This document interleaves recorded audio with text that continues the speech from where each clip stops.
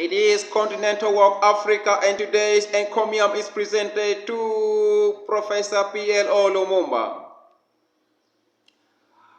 Professor, you neutrally cautioned the African countries against bailouts amidst existing financial ruin in their respective countries, and further advised them to embrace multi-party politics and as well intermingle with power balance in leadership as one of the most essential signs of political hygiene, though their countries may be suffering from what we call snowball effects. You reminded the African politicians against accepting and receiving brown envelopes for political favors, lectured the media fraternity against disrespecting the broadcast moratorium imposed by the country's authority to avoid influencing voters. You enlightened the African leaders about the demerits of canvassing a situation where politicians win votes by contacting voters directly.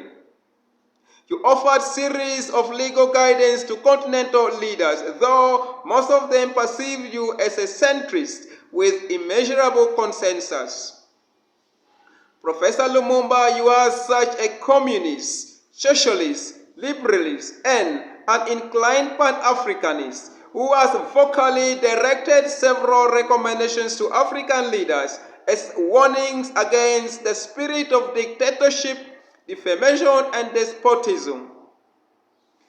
Through your speeches, you've been able to strengthen the devolution system of the most African governments. You promoted African multiculturalism, assisted the judicial reviews, ideologically empowered the political parties with marginal seats in the parliament, and above all, induced political freedom with healthy political practices and spectrum. Oh, Professor Lumumba, you are such a populist who has always reminded the police and the public about the importance of political precedent, a radicalist, a reformer, a Republican, and as well an anti-slander.